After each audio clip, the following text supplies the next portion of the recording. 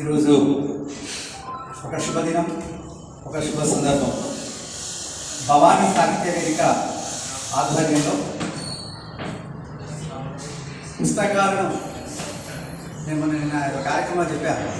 భాగవతం గురించి మాట్లాడుతున్నప్పుడు, భగవద్గీత కార్యక్రమం గురించి మాట్లాడుతున్నప్పుడు ఇక్కడ గీతాయజ్ఞం ఎట్లయితే జరుగుతుందో మా వైరాగ్య ప్రభాకర్ గారు పుస్తక యజ్ఞం నిర్వహిస్తున్నారని చెప్పారు. ఎందుకంటే దాదాపుగా నాకు తెలిసి డిసెంబర్లో 100 పుస్తకాలు ఆ సంస్థ నుంచి వచ్చేస్తాయి. 100 బుక్స్ అండి, మాటలు కాదు. సో ఇది 92వ పుస్తకం అనుకుంటా ఈరోజు ఆవిష్కరణ జరుగుతున్నది. రామాయణం ధర్మవచనాలు సూక్తులు పుస్తకావిష్కరణ సభలో మరి ఆసీనులైనటువంటి మహామహులు, వేదిక మీద ఆసీనులైనటువంటి నాటి ముఖ్య అతిథి, అలాగే పుస్తక ఆవిష్కర్త పొట్టి శ్రీరాములు తెలుగు విశ్వవిద్యాలయం ప్రతిభా పురస్కార విజేత ప్రముఖ పద్య కవి బ్రహ్మశ్రీ పెండియాల కిషన్ శర్మ గారికి, అలాగే వేదిక మీద ఈరోజు ప్రత్యేక అతిథిగా హాజరైనటువంటి మహాత్మా జ్యోతిబా ఫులే విశ్వవిద్యాలయం Betapalem principal doctor C Narayana స్వామి గారు, ఈనాటి కార్యక్రమంలో గౌరవ అతిథిగా పాల్గొంటున్న ప్రముఖ కార్టూనిస్ట్, యానిమేషన్ డైరెక్టర్, అలాగే అందరికీ కరీంనగర్లో ఈనాడు ద్వారా సుపరిచితం ఆనాడే పిడికిలి హృదయం అనుకున్న 2 పుస్తకాలు అదేనా. సో ఈ 2 పుస్తకాలు చాలా సంవత్సరాల క్రితమే వెలువరించినారు కరీంనగర్లో. తర్వాత హైదరాబాద్ తన కేంద్రంగా చేసుకొని తన కార్యక్రమ విస్తృతిని పెంచినటువంటి మిత్రుడు కళ్యాణం శ్రీనివాస్ గారికి, ఇంకా ఈనాటి కార్యక్రమంలో ప్రధాన వక్తగా పాల్గొంటున్న ప్రముఖ పద్యకవి, రచయిత, కాలమిస్ట్ శ్రీ పాణ్యం దత్త శర్మ గారికి, అలాగే కార్యక్రమ కథానాయకుడు ఈనాటి పుస్తక రచయిత డాక్టర్ వైరాగ్యం ప్రభాకర్ గారికి, వేదిక ముందున్నటువంటి చాలామంది పెద్దలు, నిజానికి సభలో కొంతమందిని వేదిక మీద కూర్చోబెట్టాలి కూడా ఇక్కడ కూర్చోబెట్టారు. ముందు వరుసలో ఉన్నటువంటి దాసరి సేనాధిపతి గారు అయితే లేకపోతే మహానుభావులు ఎంతోమంది ఇక్కడ ఉన్నారు, ఉన్నారని కాదు.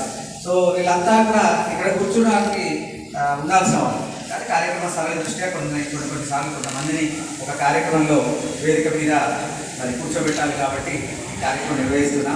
నేను అనుకోని అతిథి ఒక రకంగా, ఎందుకంటే మొన్న భగవద్గీత పుస్తకానికి నేను ఆ కార్యక్రమ నిర్వహణలో నేను ఉన్నాను. ఇంకా ఈరోజు మిత్రుడు అనంతాచార్య ఈ కార్యక్రమానికి సంబంధించిన వహించాలి. అనివార్య కారణాల వల్ల ఆయన ఈరోజు హాజరు కాలేకపోతే ఒక రకంగా నేను సబ్స్టిట్యూట్ అధ్యక్షుడు ప్రస్తుతానికి. సో ఆ రకంగా ఈ కార్యక్రమంలో అధ్యక్షుడిగా పాల్గొనేటువంటి ఒక అదృష్టం నిజంగా అదృష్టంగానే భావిస్తూ, రామాయణం గురించి ఇంకా ఎంత చెప్పుకున్నా కూడా, ఎన్నిసార్లు విన్నా కూడా ఇంకా తెలుసుకోవాల్సింది, ఇంకా ఆచరించాల్సింది, ఇంకా వినాల్సింది చాలానే ఉంది అనేటువంటిది మనందరికీ తెలిసింది. ఎందుకంటే విశ్వనాథ సత్యనారాయణ గారు లాంటి మహానుభావులు ఆ రోజు మనం కూడా చెప్పాను, ఆ రోజు రామాయణం రాసుకుంటే మళ్ళీ ఇంకా రామాయణం వినా అన్నప్పుడు ఆయన ఒక మాట అంటాడు, మరలా రామాయణం అవేలయన్న అనే పద్యంలో ప్రపంచమంతా తింటున్న అన్నమే తింటుంది, తింటున్న సంసారమే చేస్తుంది. ఎందుకంటే ఎవరి అభిరుచులు వాళ్ళే కాబట్టి, ఎవరి వ్యక్తీకరణ వాళ్ళది కాబట్టి, ఎవరి అనుభూతులు వాళ్ళే కాబట్టి అని ఆ మహానుభావుడు చెప్పడం జరిగింది. అట్లా ఈరోజు వైరాగ్య ప్రభాకర్ గారు మొన్న భగవద్గీత పుస్తకమైన, ఈరోజు రామాయణ పుస్తకమైన ఆ ప్రయత్నాల్లోనే చాలా అద్భుతంగా మరి కొనసాగిస్తూ ఎంతో మందికి, నిజానికి ఈరోజు పుస్తకం రాయడం వేరు, దాని ప్రచురణ రూపంలో పుస్తకం బయటికి తీసుకురావడం వేరు. చాలా మంది రాసిన చిత్తు కాగితాల మీద రాసినవి, బుక్లో రాసినవి చాలా ఉంటాయి. కానీ పుస్తకంగా వేసుకునేటువంటి దీంట్లో వాళ్ళకు కొంత అది అవగాహన లేకపోవడము, వనరులు లేకపోవడము, తెలియకపోవడము, రకరకాల కారణాల వల్ల వాళ్ళు చేయలేకపోతారు. కానీ తను మంచి మార్గదర్శనం చేసి పుస్తక ప్రచురణలో ఈరోజు ఒక కొత్త రచయిత ఒక పుస్తకం వేయాలంటే మా వైరాగ్య ప్రభాకర్ గారు ఉంటే చాలు మా పుస్తకం బయటకు వస్తుంది అనేటువంటి ధీమా కల్పించినారు వైరాగ్య ప్రభాకర్ గారు.